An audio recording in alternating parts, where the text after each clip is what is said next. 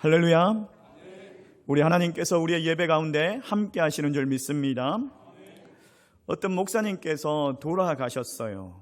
돌아가셔가지고 죽으셔가지고 이제 천국 심판대 앞에 서게 되었습니다. 그 천국 심판대 앞에 섰는데 2인 1조로 이제 서는 거예요. 2인 1조로 2명씩 섰는데 자기하고 이제 같이 짝을 한 사람이 누구냐니까 총알택시 운전기사인 거예요. 총알택시 운전기사. 근데 하나님께서 이제 먼저 총알택시 운전기사를 심판을 하시는데, 총알택시 운전기사를 정말 막 칭찬을 하시고 상급을 많이 주시는 거예요. 목사님이 이제 다음 차례, 자기 차례를 기다리고 있으면서 내심 기대를 했죠. 야, 저 사람은 정말 운전하면서 사람들을 공포에 몰아넣고 막 이랬는데도 불구하고 하나님께서 상급도 많이 주시고 칭찬을 많이 하시니까 나는 엄청 큰 상급을 주시겠구나 이러면서 기대를 했는데, 하나님 앞에 딱 섰는데 하나님께서 갑자기 야, 너는 지옥에 가야지 마땅한데 내가 봐줘서 천국에 오게 되었다. 그 대신에 상급은 없다. 이렇게 말씀하시는 거예요. 아니, 너무 억울해가지고, 아니, 하나님 이유가 뭡니까? 하면서 물어봤어요.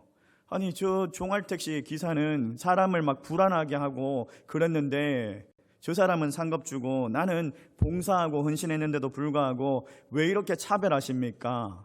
라고 물었어요. 되게 심각한 얼굴로 막 보시는데 농담입니다. 있는 이야기 아니니까 심각하게 되지 마시고. 예. 그러니까 이제 하나님께서 이제 이렇게 말씀하시는 거예요. 뭐라고 말씀하시냐면, 저 운전사는 운전할 때 사람들을 깨워가지고 기도하게 만들었는데 너는 설교할 때 사람들을 재워버렸다. 제가 무슨 이야기를 하자면, 지금부터 이제 딱 자려고 폼 잡는 분들은 제 책임 아닙니다. 제 책임 아니고 끝날 때쯤에 이제 졸고 있으면 그건 또 제 책임인데 제가 중간중간에 깨울 수도 있습니다. 여러분, 오늘 깨어서 주의 말씀을 듣고 또 은혜 받는 귀한 시간 될 수 있기를 주의 이름으로 축원합니다. 오늘 말씀은 제가 금요 성령 집회 때 간략하게 전했던 말씀이에요. 근데 여러분, 금요 성령 집회를 잘 안 오셔가지고 그래가지고 다시 좀 더 다듬어서 우리가 신앙생활을 하면서 꼭 알아야 되는 영적인 원리가 있는데 이 말씀은 좀 우리 성도들이 알아야 될 것 같다. 그래서 이 영적인 원리를 알고 영적인 세계에서 승리하는 삶을 살아갔으면 좋겠다. 여러분들이 신앙생활을 참 잘했으면 좋겠다. 이런 기대함을 가지고 오늘 말씀을 준비했는데 잘 듣고 여러분 승리하는 삶을 살아갈 수 있기를 주의 이름으로 축원합니다.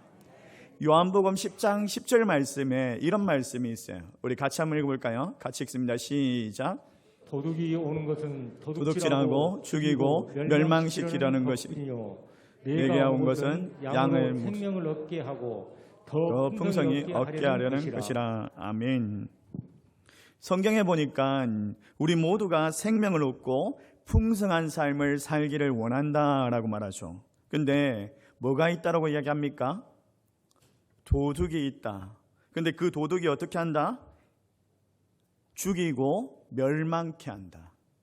우리에게 불행함을 주려고 하는 그런 도둑이 있다라는 거예요. 근데 이 도둑의 실체가 뭐냐? 우리가 정확하게 알아야 되는 거죠. 사단인 거예요. 우리는 이 보이지 않는 세계, 영적인 전쟁의 실체를 파악할 수 있는 성도의 삶을 살아가야 됩니다. 그래야지 우리가 제대로 대처하고 승리할 수가 있는 거예요. 우리 주변에 보면 이 영적인 세계에 대해서 양극화로 갈라지는 경향이 있습니다.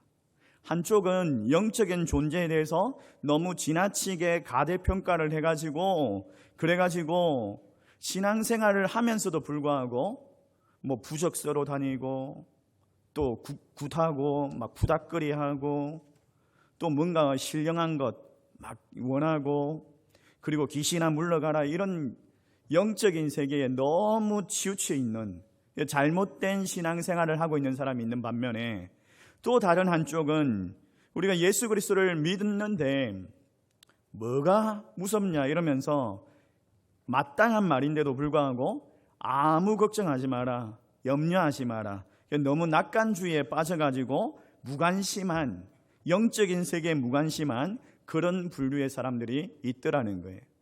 신앙생활을 하면서 두 양쪽으로 나눠져 있어요. 적절하게 분명히 영적인 세계에 우리의 흐름과 그것들을 파악하고 하나님 앞에 구하면서 기도하면서 나아가야 되는데, 자, 이런 점에서 20세기의 최고의 기독교 지성인인 C.S. 루이스가 그의 책 스트로 테이프 편지라는 책에서 이런 이야기를 했어요. 우리는 마귀에 대해서 지나치게 민감해서도 안 되고 지나치게 무관심해서도 안 된다. 다시 한번 더 읽어드릴게요. 우리는 마귀에 대해서 지나치게 민감해서도 안 되고 지나치게 무관심해서도 안 된다. 너무 사단 마귀에 대해서 의식해가지고 감기가 걸려도 야, 감기 귀신에게 걸렸다 이러면서 기도해야 낫는다. 막 그러면서 지나치게 귀신아 물러가라 이러면서 하는 사람, 테마술 뭐 이러면서 하는 사람들이 있는 반면에 너무 영적으로 무지해가지고 사단이 그냥 걸면 걸리고 사단의 밥이 되어가지고 온전치 못한 신앙생활을 하는 그런 사람들도 있더라는 거예요. 여러분, 우리가 사단을 과대평가해도 안 되지만 과소평가해도 안 되는 줄 믿습니다. 그래서 적절하게 알아야 되는데 어떻게 알 수 있습니까? 얼만큼 알 수 있습니까? 성경이 가르쳐 주는 대로, 성경이 가르쳐 주는 만큼만 알면 되는 거예요. 오늘 보니까 이 욥기를 통해서 이 사단의 정책과 또 사단의 그 계교를 우리가 파악할 수 있는데, 이 보이지 않는 영적인 전쟁에서 우리의 육신의 한계를 어떻게 승리하면서 이겨낼 것이냐. 자, 첫 번째로 보니까 영적인 통찰력을 가지고 있어야 돼요. 이 영적인 통찰력은 이거예요. 일상의 삶에는 영적인 배우가 있다. 같이 한번 읽어볼까요? 같이 읽습니다. 시작. 영적 배우가 있다. 여러분의 삶 가운데 일어나는 그 문제들, 그게요 그냥 우연히 일어나는 것이 아니라 분명히 영적인 흐름이 있고 영적인 뭔가 배우가 있다라는 거예요. 있다라는 거예요. 그걸 잃어버리고 살아가면 안 된다라는 거예요. 욥기 1장에 보면 성경에서 욥을 엄청나게 칭찬을 합니다. 1장 1절에 보니까 온전하고 정직하며 하나님을 경외하며 악에서 떠난 자였더라. 욥을 엄청나게 칭찬을 해요. 욥이 얼마나 칭찬을 받을 만한 사람이냐면 아들과 딸을 만날 때도요, 혹시라도 그들이 허물이 있을까, 혹시라도 그들이 죄를 지었을까 두려워하는 마음으로 한 사람 한 사람을 위해서 속건제, 속죄제를 드리고 하나님 앞에 헌신하면서 번제로 드렸던 사람이에요. 그리고 5절 말씀에 보니까 욥의 행위가 항상 이러하였더라. 이만큼 영적으로 민감하고 신실하게 믿음 생활을 하는 하나님의 사람이었다는 거예요. 그런데 5절에서 6절 말씀으로 넘어가면서 드라마 같은 이야기가 나와요. 이제는 지상의 이야기가 아니라 천상의 이야기, 영적인 이야기가 나오는데 하나님께서 의전의 회의를 하십니다. 천상의 회의를 하는데 하나님의 아들들, 천사들이 다 서 있는데 거기에 사단이 들어와요. 근데 사단이 들어왔는데 하나님께서 이 사단에게 네가 어디를 다니다 왔느냐라고 물으시는 거예요. 그러니까 사단이 제가 세상을 두루 다니다 왔습니다 라고 이야기를 하니까 하나님께서 네가 그 세상에서 욥을 보았느냐라고 하시면서 또 하나님께서 욥을 칭찬하시는데 욥이 온전하고 정직하여 하나님을 경외하면서 악에서 떠난 자였더라. 또 이야기를 하시면서 욥을 칭찬하십니다. 근데 이렇게 칭찬받는 사람도 사단의 시험이 있더라는 거예요. 그러니까 사단이 이제 하나님께 욥의 믿음에 대해서 이의를 제기를 하죠. 자, 9절 말씀 한번 읽어볼까요? 같이 읽습니다. 시작. 사탄이 여호와께 대답하여 이르되 욥이 어찌 까닭 없이 하나님을 경외하리이까. 무슨 말을 하고 있어요? 하나님께서 축복을 주시니까, 하나님께서 축복을 주셨으니까 욥이 사단을, 아니 하나님을 섬기는 거 아닙니까? 하나님 그 재산 한번 거둬 가보십시오. 그 욥이 하나님 잘 섬기겠습니까? 이러면서 하나님 앞에 이의를 제기한 거예요. 그러니까 하나님께서 욥의 생명에는 손대지 말고 그러면 욥의 소유는 마음대로 한번 흔들어 봐라 이러면서 허락을 해주시네요. 자, 12절 말씀 같이 한번 읽어볼까요? 자, 눈을 크게 뜨고, 자, 12절 같이 읽습니다. 시작. 여호와께서 사탄에게 이르시되 내가 그의 소유물을 다 내 손에 맡기노라. 다만 그의 몸에는 내 손을 대지 말지니라. 사탄이 곧 여호와 앞에서 물러가니라. 아멘. 정말 이해하기 힘든 장면입니다. 이해하기 어려운 장면이에요. 아니 사단이 하나님의 의전회의에 참석한다라는 것도 이게 어떻게 이해합니까? 또 하나님께서 그 사단에게 반응하시는 것도 이해하기 힘들어요. 막 궁금증이 생깁니다. 근데 이해하려고 하지 마십시오. 이게 이해가 안 되는 영적인 흐름이다 보니까 하나님께서 드라마처럼 우리 인간의 눈높이에 맞게 우리 인간이 알 수 있도록 그렇게 적은 말씀인 거예요. 우리가 이해할 수가 없는 부분이니까 우리가 이해하라고 그렇게 말씀을 적은 거죠. 스가랴서 3장 1절 말씀에도 보면 대제사장 여호수아가 하나님 앞에 서 있습니다. 그때에 사단이 계속 와가지고 하나님께 여호수아를 참소하고 공격합니다. 뭐 이런 장면이 나와요, 성경에 계속.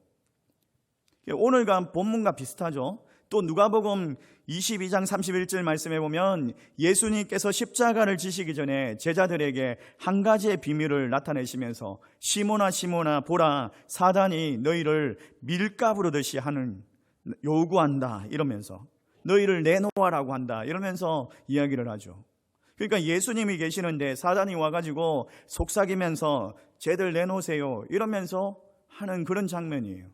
성경에서 이해할 수 없는 영적인 장면들이 막 나와요. 어떻게 하나님께서 사단에게 반응하고 사단이 감히 하나님 앞에 와가지고 막 속삭이고 막 반대하고 이러는가, 이런 생각이 들죠. 근데 분명한 것은 이 영적인 세계가 우리의 일상의 삶, 우리의 지상의 삶, 지상세계를 연출하고 있다는 거예요. 그러니까 그냥 우연히 일어나는 일이 아니라 이런 영적인 세계가 분명히 우리의 일상의 삶 가운데 있다라는 거예요. 배후에 있다라는 거예요. 이제 욥의 그 믿음을 테스트하도록 하나님께서 사단의 손에 허락하셨습니다. 욥에게 어떤 일이 일어납니까? 욥에게 어떤 일이 일어나죠? 스밧 사람들이 와가지고 소를 빼앗아가고 그 종들을 막 죽입니다. 갑자기 불이 하늘에서 떨어져가지고 양들과 종들을 태워 죽입니다. 그리고 갈대아 사람들이 와가지고 낙타를 빼앗아가고 칼로 종들을 막 죽입니다. 하루아침에 그냥 그런 일들이 순식간에 일어나요. 큰 바람이 불어가지고 집을 넘어뜨렸는데 그 집에 있던 아들과 딸들이 다 죽어버렸어요. 정말 황당하죠. 아니 온전하고 정직하여 하나님을 경외하는 악에서 떠난 자예요. 예배를 한 번도 빠지지 않았습니다. 신실하게 신앙생활을 잘했습니다. 예배, 아니 11조도 꼬박꼬박 잘 드리고 전도에 앞장서고 봉사에 앞장서고 정말 신앙생활을 그렇게 잘하는 사람인데도 불구하고 이해할 수 없는 일들이 일어나요. 갑자기 자녀가 교통사고로 죽고 남은 자녀는 취직이 안 되고 부부간에 막 불화가 일어나고 이해할 수 없는 일들이 일어나요. 이해할 수 없는 일들이 일어나요. 이거 좀 자존심 상하지만 우리 이야기 아닙니까? 우리가 신앙생활 잘한다고 하지만은 왜 이런 일들이 일어나냐고요.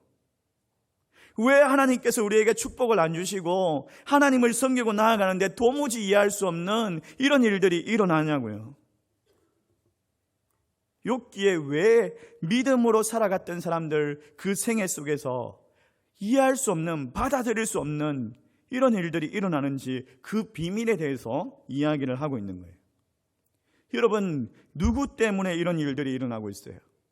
누구 때문이죠? 사단이죠, 사단.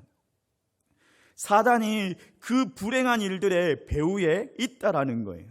우리가 싸워야 할 존재, 보이지 않는 그 영적인 전쟁 가운데 사단이 있다라는 거예요. 우리의 원수 적 사단이 있다라는 거예요. 유명한 설교가 로이드 존스 목사님께서 이런 이야기를 하셨어요.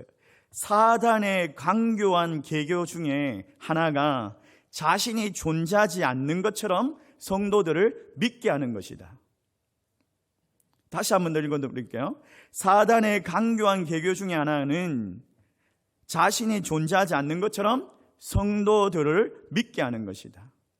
일상의 삶들이 일어나는데 그냥 사단의 존재를 잃어버리고 무의식 중에 살아가는 영적인 불감증에 빠져 있는 사람들이 있다라는 거예요. 나는 안전하다. 영적인 전쟁터에 서 있는데도 불구하고 나는 괜찮다. 사단들이 막 불살사를 막 쏘아대는데도 불구하고 감각이 없어요. 영적으로 무디야. 속수무책으로 막 당하고 있으면서도 그 영적인 전쟁을 모르고 살아갑니다. 사랑하는 성도 여러분, 이 영적인 전쟁을 바르게 알고 싸워서 승리할 수 있기를 주의 이름으로 축원합니다. 그러면 이 배후에 있는 그 사단을 제압하기 위해서 이 보이지 않는 전쟁에서 승리하려면 어떻게 해야 되느냐? 자, 첫 번째로 승리할 수 있는 비결은요, 원망치 말아야 합니다. 원망치 말아야 합니다. 여러분, 뭔가 이 영적인 전쟁이 일어나는데 뭔가 이렇게 굿이라도 해야 될 것 같고 부적이라도 써야 될 것 같고 영적으로 신령한 사람에게 가가지고 안수 기도라도 받아야 될 것 같고 그런 생각이 드십니까? 왠지 막 불안해요. 왠지 막 불안해가지고 뭔가를 해야 될 것 같아. 영적으로 대적할 수 있는 테마술이라도 해야 될 것 같아. 그런 생각이 듭니까? 아니에요. 하나님께서는요, 그걸 원하지 않으십니다. 하나님께서는 이 땅에서 살아가는 우리에게 일상의 삶에서 일어나는 그 일들에 향해서 그냥 더 신실하게, 더 충성스럽게, 더 그것을 감당하면서 살아가라고 말씀하고 계셔요. 욥기에 보니까 배울 수 있는 것이 분명하게 있죠. 고난을 겪어도 정말 알 수 없는 폭풍우가 다가와도 영적인 역경이 막 다가와도 따라해 봅시다. 원망치 말아야 한다. 원망치 말아야 한다. 원망치 말아야 한다. 이게 무슨 승리의 비결이야? 그 정도로 이길 수 있을까? 이런 의심이 드십니까? 여러분, 성경을 한번 보십시오. 성경을 보면요, 이 사단이 욥을 시험하면서 원하는 목적이 있어요. 욥을 시험하면서 그가 원하는 목적이 있어요. 욥을 시험하는 의도가 있어요. 그걸 노골적으로 드러내는데, 자, 욥의 아내를 통해서 욥기 2장 9절 말씀입니다. 우리 같이 한번 읽어볼까요? 같이 읽습니다. 시작. 그의 아내가 그에게 이르되 당신이 그래도 자기의 온전함을 굳게 지키느냐? 하나님을 욕하고 죽으라. 뭐라고 이야기하고 있어요? 하나님을 어떻게 하라고? 욕하고 죽으라. 사단이 욥을 시험하는 이유가 뭐예요? 하나님을 욕하고 죽으라. 이걸 사단이 원한다라는 거예요. 이걸 사단이 의도하고 목적했기 때문에 욥을 그 고난 가운데, 역경 가운데 밀어넣었다라는 거예요. 그렇다면 우리가 하나님 원망하고 사람 원망하고 이건요, 사단의 의도대로, 사단이 목적하는 대로 살아가는 거죠. 사랑하는 성도 여러분, 그냥 여기 걸면 걸려서 넘어지고 막 불평하고 원망하고 사단의 의도대로 움직이면서 포로 생활하는 그런 성도가 아니라 이해할 수 없는 고통이 찾아와서 정말 어려움이 있어도 굳게 서서 승리할 수 있기를 주의 이름으로 축원합니다. 사단의 기대를 그냥 처절하게 막 무너뜨리는 신실한 종으로 살아내십시오. 욥은 이해할 수 없는 이런 일들이 일어나는데도 불구하고 원망하지 않습니다. 원망하지 않습니다. 얼마나 이 일이요, 이 재앙이 정말 순식간에 예측할 수 없는 그런 고난이었냐면 13절 말씀해 보니까 하루는 이런 이야기를 해요. 예측할 수가 없었다라는 거죠. 16절, 17절, 18절 말씀에도요, 그가 아직 말하는 동안 22절 말씀해 보면 이 모든 일에 욥이 범죄하지 아니하고 하나님을 원망하지 아니하니라. 아멘이십니까? 그냥 재앙이 꼬리를 물고 막 들어오는 거예요. 소식이 다 전해지지도 않았는데 또 재앙이 들어오고 또 재앙이 들어오고, 이 대처할 수 없는 이 고난, 그럼에도 불구하고 욥이 어떻게 했다? 하나님을 향하여 원망하지 아니하였다. 하나님을 향하여 원망하지 아니하였다. 그리고 2장 10절 말씀 같이 한번 읽어봅시다. 시작. 그가 이르되 그대의 말이 한 어리석은 여자의 말 같도다.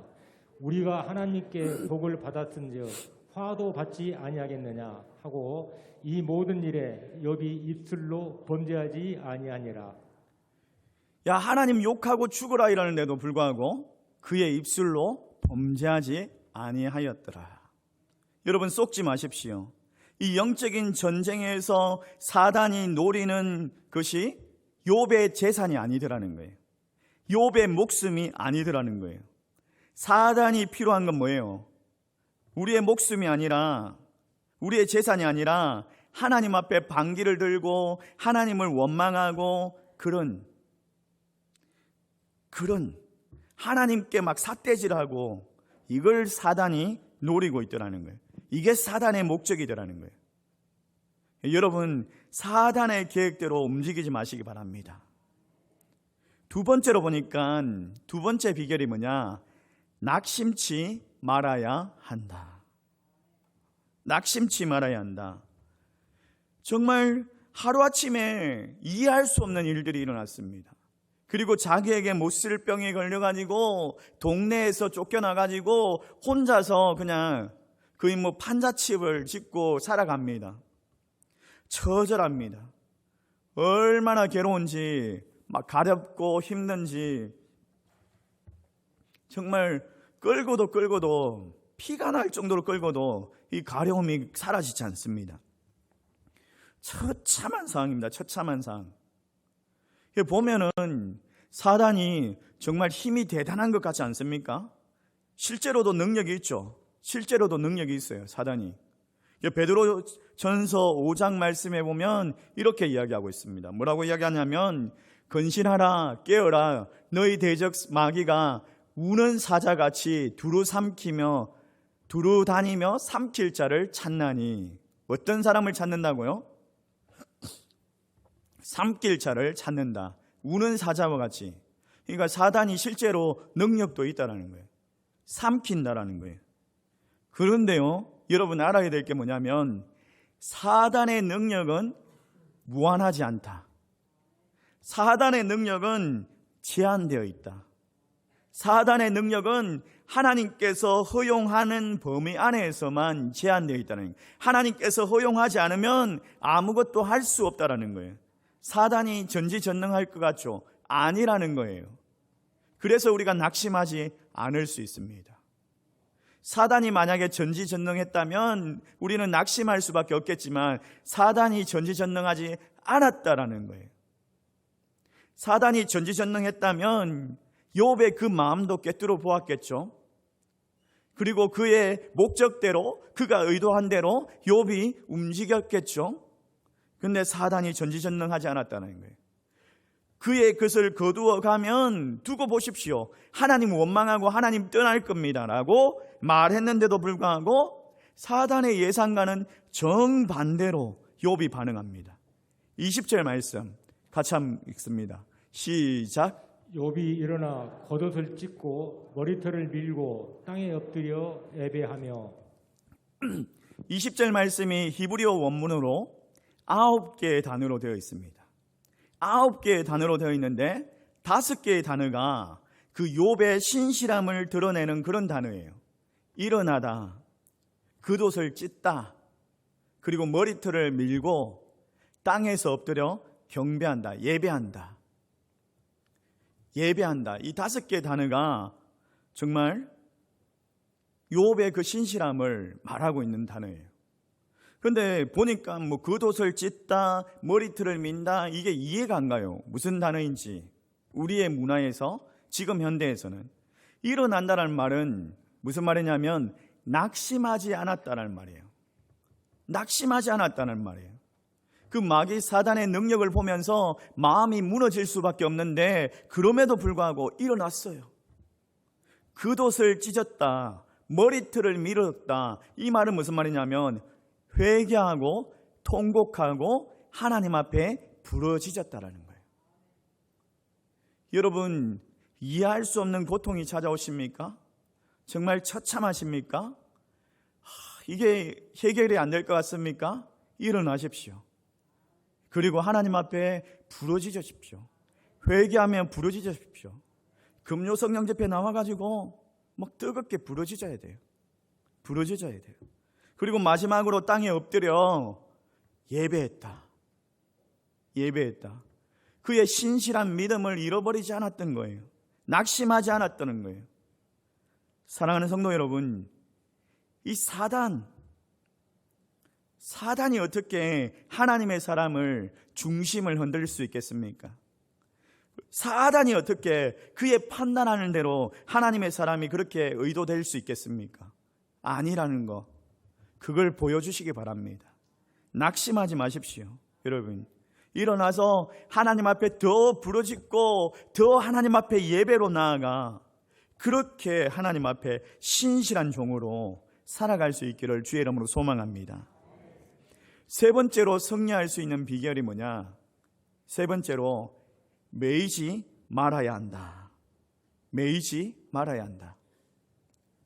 이게 무슨 말이냐면 욥을 막 모함을 하죠. 이것만 빼앗으면 넘어갑니다. 거듭해서 반복하면서 이야기하는 단어가 있어요. 자, 9절, 10절, 11절 우리 같이 한번 읽어볼까요? 같이 읽습니다. 시작. 사탄이 여호와께 대답하여 이르되 욥이 어찌 까닭 없이 하나님을 경외하리이까? 주께서 그와 그의 집과 그의 모든 소유물을 울타리로 두르심 때문이 아니니까? 주께서 그의 손으로 하는 바를 복되게 하사 그의 소유물이 땅에 넘치게 하셨음이니이다. 이제 주의 손을 펴서 그의 모든 소유물을 치소서. 그리하시면 틀림없이 주를 향하여 욕하지 않겠나이까. 자, 보십시오. 9절, 10절, 11절 말씀에 반복되는 단어가 있죠. 어떤 단어예요? 뭐예요? 소유물. 소유물이라는 단어가 반복해서 이야기합니다. 이 소유물을 치면 넘어갑니다. 분명히 소유물을 치면 넘어갑니다. 이러면서 반복하면서 우리를 참수하고 있습니다. 근데 욥이 어떻게 승리합니까? 21절 말씀이에요. 같이 한번 읽어봅시다. 이게 여러분들의 고백이 되기를 원합니다. 같이 읽습니다. 시작. 내가 모태에서 알몸으로 나왔사온즉 또한 알몸이 그리로 돌아갈 올지라. 주신 이도 여호와시요 거두신 이도 여호와시니 여호와의 이름이 찬송을 받을지니이다. 아멘. 아멘. 제가 빈손으로 왔습니다. 빈손으로 갑니다. 이런 이야기를 하고 있는 거죠. 나는 소유물의 메인 사람이 아닙니다. 내가 가진 것의 메인 사람이 아니라는 거예요. 내 관심은 하나님께 있다. 이 이야기를 하고 있는 거예요. 이 이야기를 하고 있는 거예요.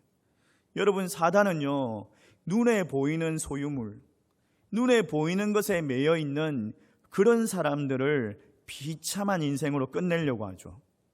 근데 우리는 뭐예요? 눈에 보이는 현실이 아니라 하나님, 그 신실하신 하나님을 섬기겠다, 이렇게 마지막으로 고백하는 인생을 살아간다라는 거예요. 욥이 그렇게 이야기하죠. 주신 이도 여호와시요 거두신 이도 여호와시니 여호와의 이름을 찬송하겠습니다. 그렇게 고백을 해요. 사단이 이 고백 앞에서 그냥 전의를 상실합니다. 욥이 어떻게 끝나는지 아시죠, 여러분?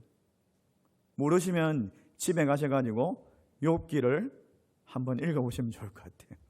꼭 읽어보시면 좋을 것 같아요. 사랑하는 성도 여러분, 매이지 마십시오. 심지어 하나님께서 주신 축복이라도 그 축복에 매이지 마십시오. 그게 사단의 올무가 될 수 있습니다. 하나님께서 주신 것이지만 그 주신 것을 보지 말고 주신 분을 보셔야 돼요. 주신 분을 보셔야 돼요. 자녀들에게 과자를 사주고요. 야, 그 과자 아빠도 한번 줘봐라. 이러면 아이들이 욕심이 많아가지고 싫어요. 이러면